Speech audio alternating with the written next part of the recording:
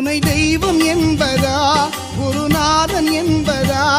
என்னை பார்த்து பார்த்து வளர்ப்பதனால் அன்னை என்பதா